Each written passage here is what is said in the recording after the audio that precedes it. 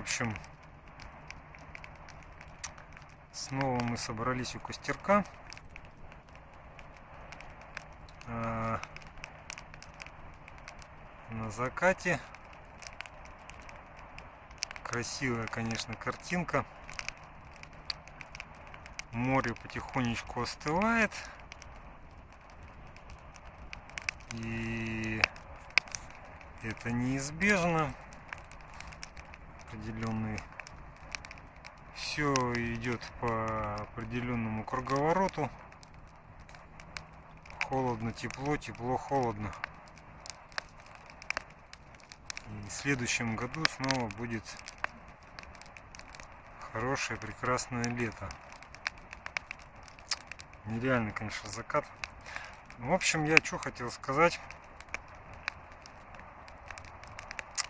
Я немножко думал о том, о чем говорил вчера у костерка по поводу измерения человека, скажем так, нового измерения человека. То есть кто такой человек,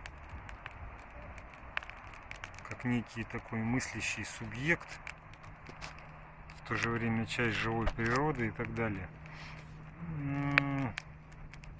Скажем так, по поводу всех вот этих вещей, дискриминаций русских людей, российского государства, которое сейчас широко производится на Западе.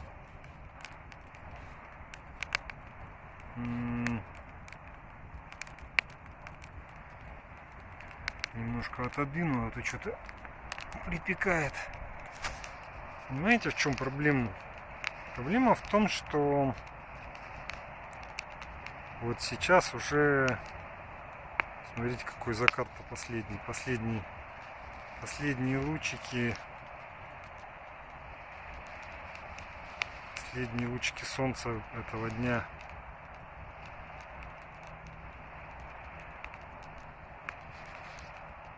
Фантастично. Das ist fantastisch. В общем, проблема в том, что мы примерно понимаем, что будет дальше.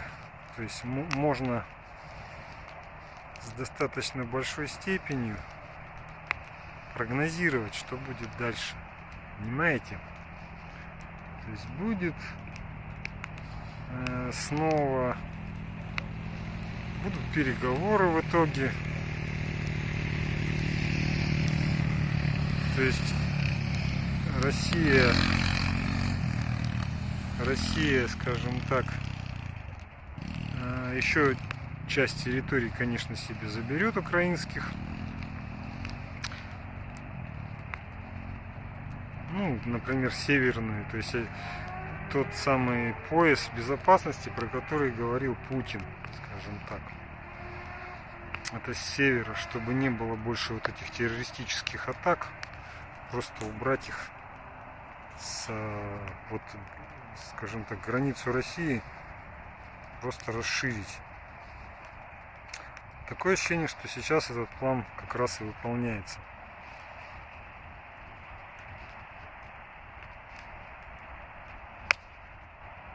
Скажем так. Потому что сейчас как раз на северном направлении, на Украине, там где Купянск, там как раз российские войска нормально продвигаются. Ой, еще один самолет летит. Что уже, по-моему, третий, что ли, самолет. Там просто аэропорт в той стороне, они заходят на посадку обычно. То есть как-то они не напрямую садятся, а там заходят на круг. Это снова тоже заходит на круг. Все вот.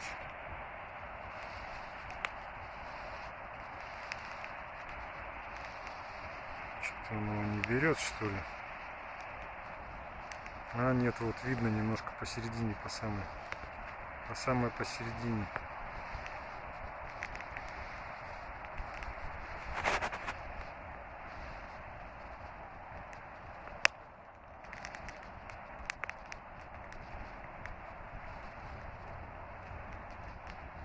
Вот он, самолет.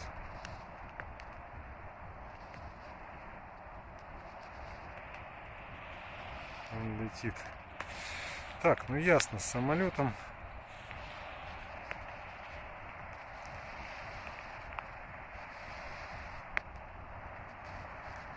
Нереальный пейзаж, конечно. Там вырисовывается в самом деле еще одна структура будущего, вот этого будущего мироустройства. Там такое ощущение, что Россия создает мощный кулак со стороны Белоруссии на случай, если, допустим, Польша войдет на Украину. Тогда придется воевать уже с Польшей. На самом-то деле достаточно логичное действие будет со стороны России, потому что если начнут дербанить Украину вот так вот, то как можно меньше должно достаться территории вот именно западным вот этим, скажем так, альянсу, в частности в Польше, потому что дальше это будет все-таки нужно максимально отодвинуть все-таки от России эту зону вот, натовскую угрозу. Поэтому если Польша войдет, я думаю, что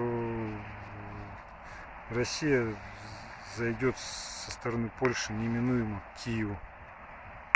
Так что со стороны Белоруссии.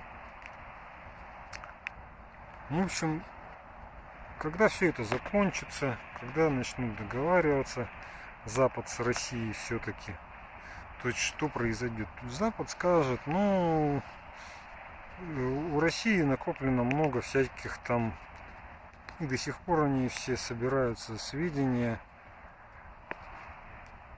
все эти свидетельства, которые официально документируются, там видео снимается и так далее. Вот всех вот этих преступлений все больше и больше, там тысячами все это измеряется, все эти азовцы и так далее.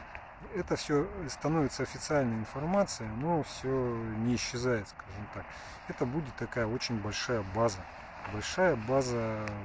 каких-то обвинений, доказательств, с которой Западу надо будет что-то делать. Ну, то есть